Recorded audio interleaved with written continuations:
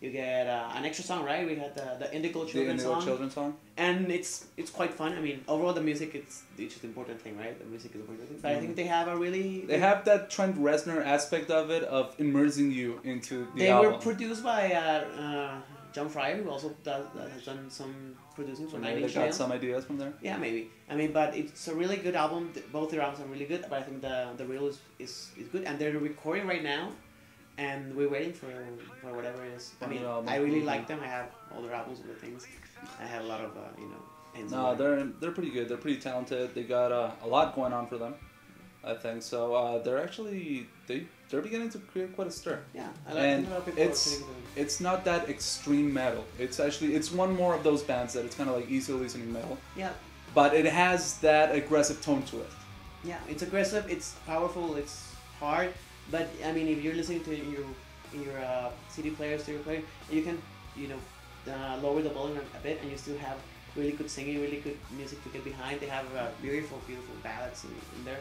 You run into the tempos for the riddle, and I mean the Fool. But the riddle has really good songs like Python Tree, The Empire of Ice, songs that maybe the humming song, maybe songs that are not really heavy, and neither they are ballads, but they're really good. They take you on a trip. Yeah, they take you on a trip. The only argument that I would have against it is the production. I mean, they're barely coming up, so one has to understand that they don't have all the money at their disposal to just spend millions on an album. The production it's still kind of lacking, but it's something that's completely understandable because they're doing everything themselves. Hopefully, this new album they're gonna have some, better production values or whatever. But I think they have the possibility of making a big stir with their next album. Hopefully, they've gotten very good reviews in the metal press, and especially in England with Metal Hammer. That's very good. Has articles or stuff. Reviews. They've been reviewed with high grades like 8s and 9s and 10s, whatever. It's important because they're doing pretty well, and I think they played at Shepherd Bush. Yeah, they have also a DVD. I think they actually played in Shepherd Bush, which is a pretty big venue for just an upstarting band. Yeah. And it's very cool because you can see the band playing live, and they sound almost exactly as they sound in the album. I mean, Toby, the singer, goes out and takes out his flute and plays his reed flute, and because I don't know what the name of his flute is, but I mean he does the flute playing, and that sound is impeccable, and he's very the singer is very dynamic, and the guys are tearing it up on the stage. They have spirit. Yeah, they have spirit, and they have a lot of funk, and they have a lot of talent, which is important also. So. And now, with less budget, our second CD review. And for our second CD review, we're gonna be reviewing Opeth's Blackwater Park. Now, Opeth is one of, if not my favorite band of all time, and I think that Blackwater Park was the album with which they actually just claimed a lot of audience and claimed a lot of fans. Yeah, I think Blackwater Park is the turning point in their career. I mean, they already had 4 albums before that. They had Morning Rise, they had Orchid, they had My Are Your Hears. Still Life. Still Life, exactly. Still Life was the previous album. But I think it was the right moment for Opeth. I think a lot of the stuff they changed for this album made them reach a larger audience. I mean, it's the first album I heard from them, and I think it's still a pivotal part in their career.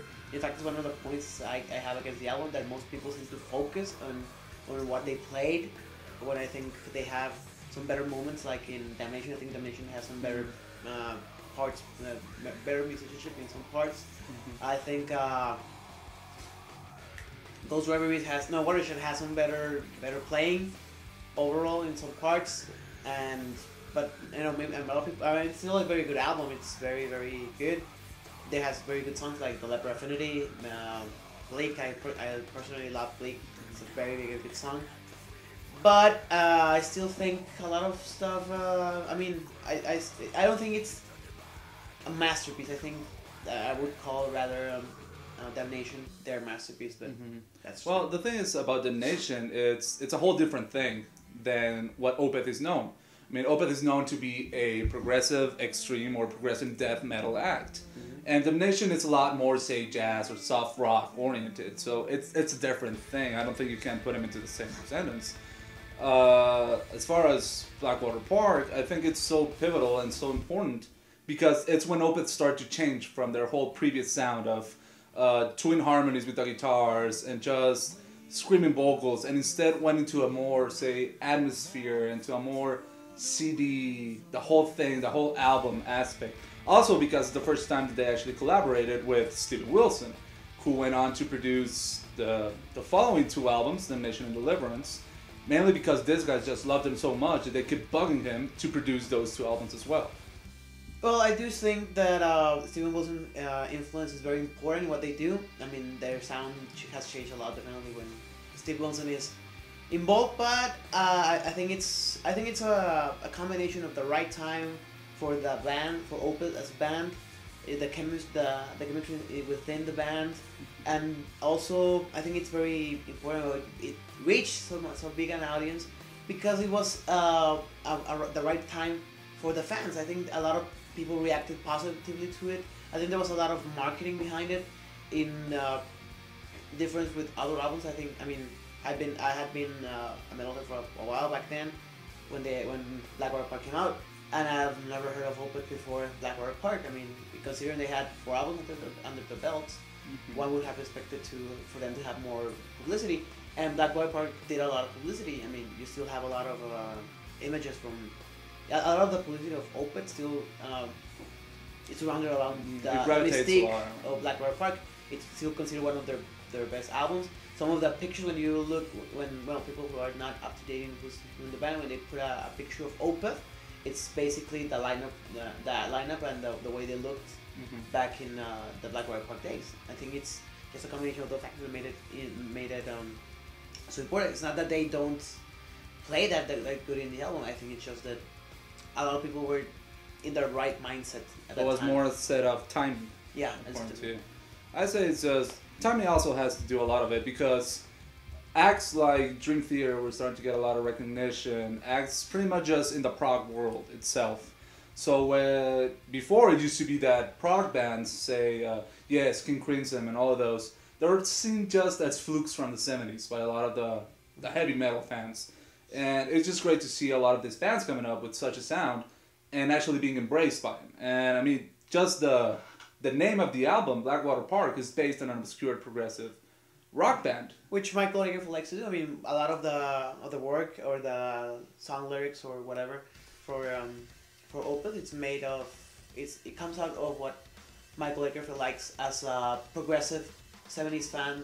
Okay. That usually most people don't. I mean, even in the latest DVD of Opeth, he talks about how he bought a $400 album that he didn't like just because it was something vintage that nobody else ever had. He's into that kind of obscure records. I mean, also speaking of the latest DVD, which is, I don't remember where it is, this story or something, but the cover from it's actually a mirror image of what Deep Purple did before them when they played at that exact same venue. Yeah, and that's what the kind of stuff they like, and it's good because actually I'm not really into rock metal, but I think that the 70s influences are very good. They shine through in their albums, and it gives variety, and it makes the harder parts harder, and the softer parts makes them softer, because that balance between the newer sounds and the older sounds, I think that's the key to Opeth's success, and I think that Blackwater Park actually was the better mix of those influences. No, it's a quintessential album for them, definitely. Definitely. Okay, that wraps up this week's Metal Dose. I hope you guys actually follow through with us, and not just dose off. Hopefully. Remember to follow us through Facebook, through our YouTube page, anywhere you can. Any suggestions you have, any commentaries, any whatever. We're barely starting. We're just doing this out of love to the genre. So any support, any critique, anything is more than welcome. So please do. And see you next week. And see you guys.